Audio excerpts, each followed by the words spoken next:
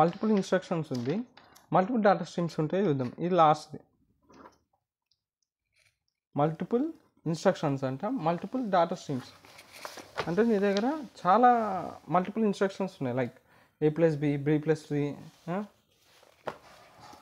A+B అని ఒకటి, B+C, C+D, E+F అట్లా నీకు మల్టిపుల్ ఇన్స్ట్రక్షన్స్ ఇస్తున్నాం. దానికి కరస్పాండింగ్గా మల్టిపుల్ డేటా స్ట్రీమ్స్ అనేది అది తీసుకుంటుంది అన్నమాట. సో దీనికి ఏం రాయొచ్చు, ఇదేంటిది full form multiple instruction multiple data stream అనమాట.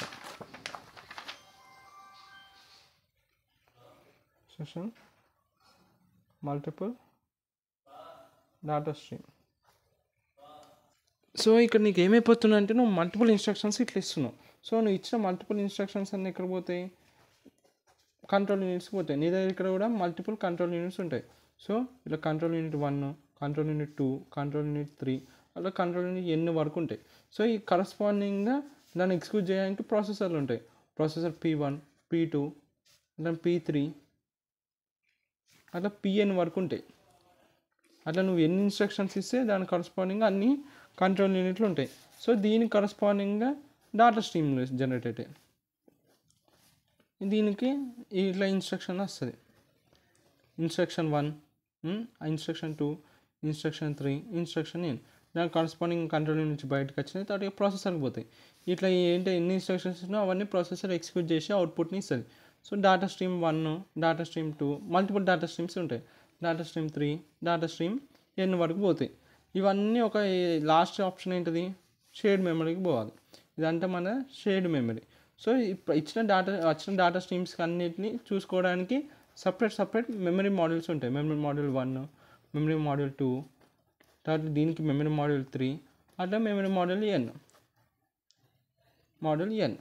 ఇదంతా ఒక షేర్డ్ మెమరీ. ఇట్లా అన్నమాట ఇన్స్ట్రక్షన్ అంటే జరిగేది లోపల. ఇట్లా కనెక్షన్ ఉంటాయి ఇన్స్ట్రక్షన్. నేను డయాగ్రామ్ రఫ్గా గీసిన ఇక్కడ. బేసిక్గా this is the neat diagram. ఇది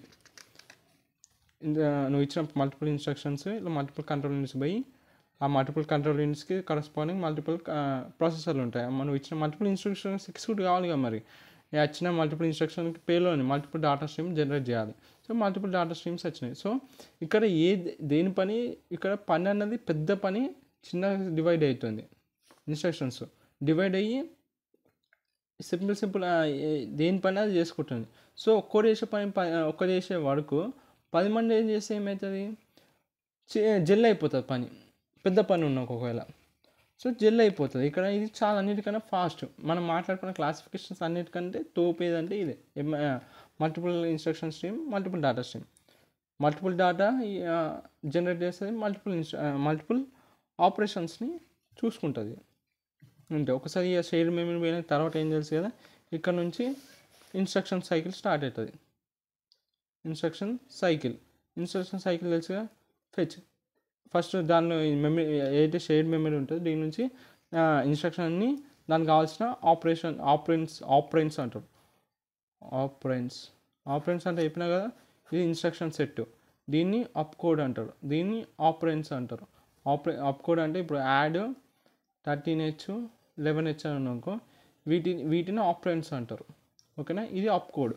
సో ఆపరెంట్స్ని దానికి కావాల్సిన ఇన్స్ట్రక్షన్ని ఏం ఇన్స్ట్రక్షన్ చేయాలనుకుంటున్నాను, యాడ్ ఇన్స్ట్రక్షన్ చేయాలనుకుంటున్నాను.